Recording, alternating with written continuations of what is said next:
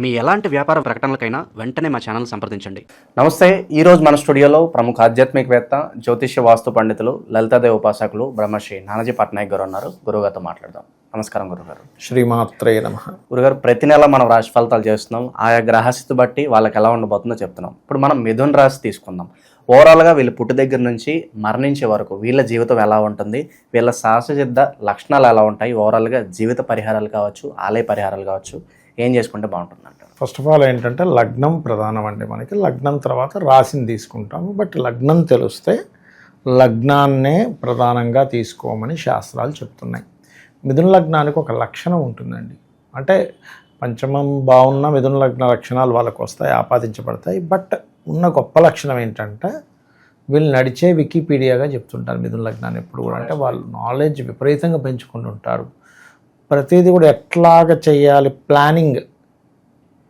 అయితే ఇక్కడ ఎప్పుడూ కూడా మనం ఒక లగ్నంలో జన్మించాము అంటే వీరు ఈ లగ్నంలో పుట్టారు, ఈ లగ్నంలో పుట్టారు, మీది ఈ లగ్నం అంటాం. అదేదో అంతేదో కోఇన్సిడెంట్గా యాక్సిడెంటల్గా జరిగింది కాదు. నా దృష్టిలో ఏంటంటే ఏది యాక్సిడెంట్ కాదు. మనం అనుకున్న యాక్సిడెంటల్గా అయిపోయిందండి. యాక్సిడెంట్ కూడా ప్రీప్లాన్డే. Everything happens for a reason. ఎందుకంటే జాతకం చూసి మీకు పలానా సమయంలో యాక్సిడెంట్ అయింది కదండి అంటే అవును అంటున్నారు. అంటే జాతకంలో ఉందంటే ప్లాన్డ్ అనే కదా. సో మిథున లగ్నంలో పుట్టారు అంటే ఇట్స్ వెరీ క్లియర్. అద్భుతమైన తెలివితేటలు ఉంటాయి వాళ్ళకి. ఇంకా అందులో తిరుగులేదండి.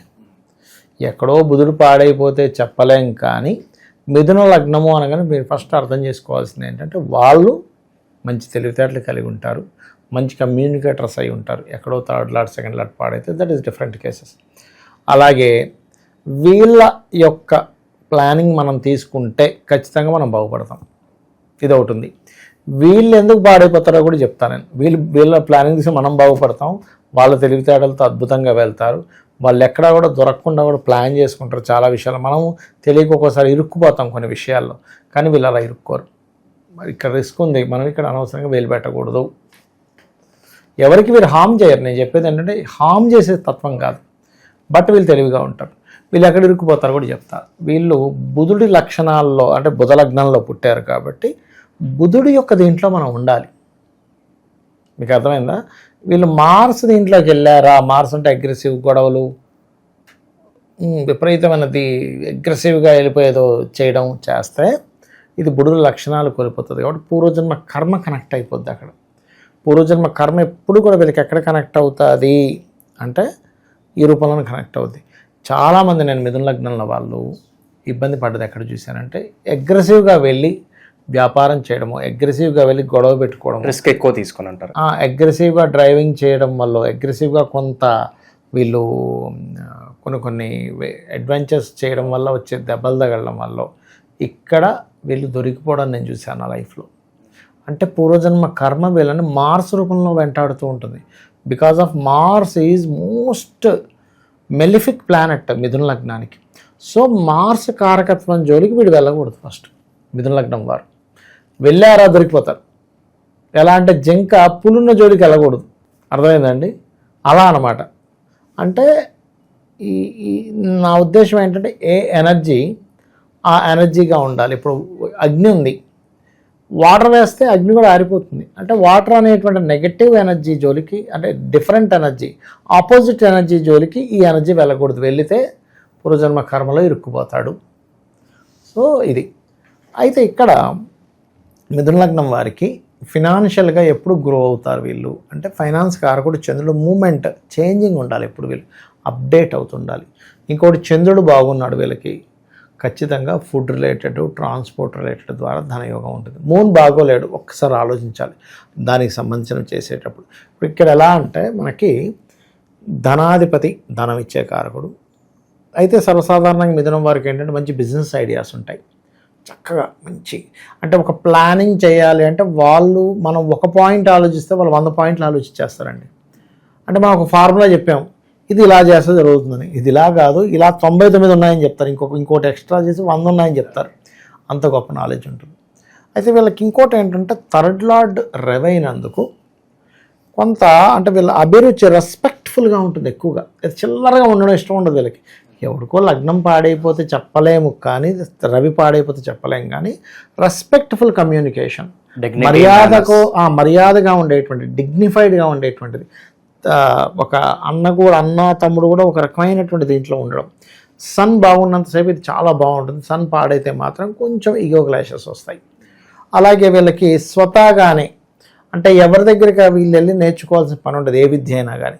అంటే ఇన్బిల్ట్గా ఒక విషయాన్ని, ఇప్పుడు ఎగ్జాంపుల్ కంప్యూటర్ ఇంట్లో ఉంది, కంప్యూటర్ ఇంజనీర్ కూడా అంత అద్భుతంగా చేయలేడు. వీళ్ళ చేతిలో 10 రోజులు కంప్యూటర్ ఉందనుకోండి, వీళ్ళు టక షార్ట్ కట్లు తెలిసేసుకుంటారు, అది చేసుకుని ఇది చేసుకుంటారు, టక వచ్చేస్తుంది. అరే ఏమిటి ఎలా నేర్చుకున్నాడు ఈయనంటే స్వయం విద్యాయోగం అంటారు మిథునానికి.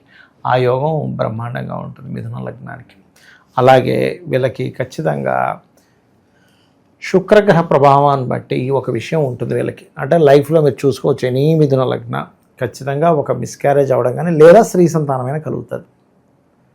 పురుష సంతానం ఉంటుంది, ఉండదని కాదు, కానీ అయితే మిస్క్యారేజ్ అవ్వలేదంటే స్త్రీ సంతాన యోగం.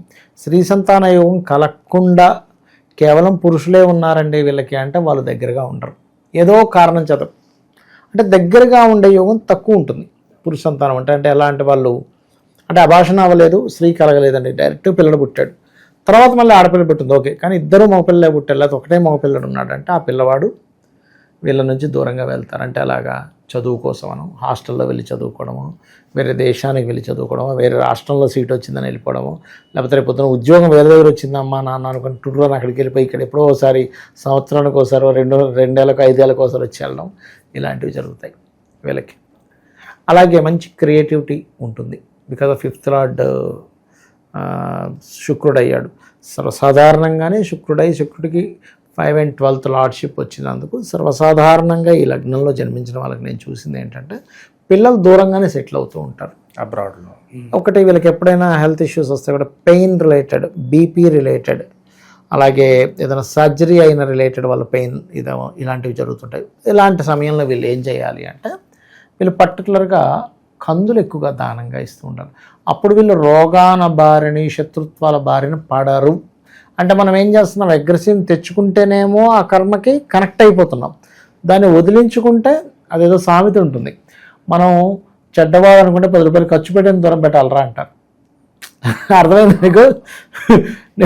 వీటితో మనకు తలకాయ నొప్పి అనుకున్న వాడికి అప్పు ఇవ్వాలట, అప్పిస్తే వాడు ఏం చేస్తాడు, అప్పు తీర్చలేక మనల్ని వదిలేస్తాడమ్మో, మనం కనిపిస్తే అప్పుడు అడుగుతాడు రా, ఎప్పుడు అడుగుతాడు.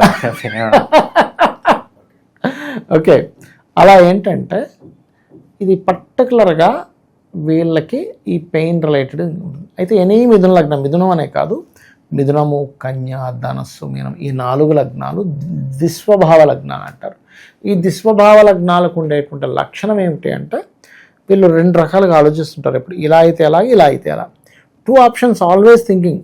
అంటే ఎటువైపు బాగుంది మనకి అనేది అనుక్షణం ఉంటుంది. అందులో మిథునానికి చాలా ఎక్కువగా ఉంటుంది. వీళ్ళకి లగ్నం దిస్వభావం ఎలా అయిందో సప్తమం కూడా దిస్వభావం, అప్పుడు అది కాక బాధకుడు. అందుకని ఏమవుతాయి సర్వసాధారణంగా వివాహము అనగానే ఇప్పుడు ఇది అవసరమా మనకి, కొంచెం లేట్గా చేసుకుందాంలే, ఇది పెద్ద బడ్డెన్లాగా ఉంది అనే ఫీలింగ్ పెరుగుతుంటుంది మిథునం వారికి. మీరు గమనించండి కావాలంటే. ఇంకా అసలు మీకు ధనస్సుకి అయితే ఇంకా ఎక్కువ ఉంటుందండి, ధనస్సుకి శ్రీశాపం ఉంటుందని చెప్పాను, అదొకటి. అయితే ఇక్కడ వీళ్ళ లైఫ్లో ఖచ్చితంగా ఎవరినైనా ఒకరిని మనసులో అనుకోనో, లేకపోతే చెప్పో, అంటే ప్రేమించో, లేకపోతే ప్రేమించకుండా మనసులో వన్ సైడ్ అనుకోనో కట్టవడం జరుగుతుంది. ఇది ఒకటి ఇన్బిల్ట్గా ఉన్న యోగం. ఎక్కడో వీనస్ స్ట్రాంగ్గా ఉంటే చెప్పలేము, కానీ 90% ఆఫ్ కేసెస్ అనుకోని చెప్పలేక వదిలేయడం, చెప్పి మనకు కరెక్ట్ కాదులే అని వీళ్ళు సైడ్ అయిపోవడం, లేకపోతే వాళ్ళు సైడ్ అయిపోవడం, చెప్పి కూడా ఏదో కొన్ని సందర్భాలు వీళ్ళకి అనుకూలించకపోవడం వల్ల దూరం అవ్వడం కూడా జరుగుతుంది వీళ్ళకి. కాకపోతే వీళ్ళకి వచ్చే జీవిత భాగస్వామి మాత్రం కొంచెం ఎలా ఉంటుందంటే వీళ్ళకి స్టార్టింగ్లో మ్యారేజ్ అయిన తర్వాత కొంత డిఫికల్టీస్ ఎదుర్కొంటారు. ఎక్కడో 7th లార్డ్ ఆర్ మహాదశ, అంతర్దశ నాదులు అద్భుతమైన విపరీత రాజయోగాల్లోనూ, నీచభంగ రాజయోగాల్లో ఉంటే తప్ప నార్మల్గా ఏంటంటే మిథునం వారికి స్టార్టింగ్ వివాహమైన కొంతకాలం కొంత హర్డిల్స్ ఎదుర్కొని తర్వాత అద్భుతమైన దీంట్లోకి వెళ్తారు. అలాగే వీళ్ళకు వచ్చినటువంటి జీవిత భాగస్వామి మంచి గైడింగ్ నేచర్ ఉన్న అమ్మాయి వస్తుంది, అద్భుతమైన గైడింగ్, ఎప్పుడు చదువుతూ ఉండడం. మీరు గమనించండి, ఎనీ మిథున లగ్న వీళ్ళు చదువుతారు, వీళ్ళకి వచ్చే జీవిత భాగస్వామి ఏదో ఒక ట్రైనింగ్ కోసం. ఏదో ఒకటి చదవడం, ఏదో ఒక బుక్స్ ఉండడం, ఎప్పుడు బుక్స్ ఉంటుంటాయి వీళ్ళ జీవిత భాగస్వామి. ఇంకేదో కోర్స్ చేస్తున్నా అంటారు, బ్యాంకింగ్ కోర్స్ అంటారు, ఆ కోర్స్ అంటారు, ఈ కోర్స్ అంటారు. లేకపోతే ఇవన్నీ కాదనుకుంటే స్పిరిచువల్ రిలేటెడ్ చదువుతూ ఉంటారు వీళ్ళ జీవిత భాగస్వామి. అంత ఇదిగా ఉంటూ ఉంటుంది.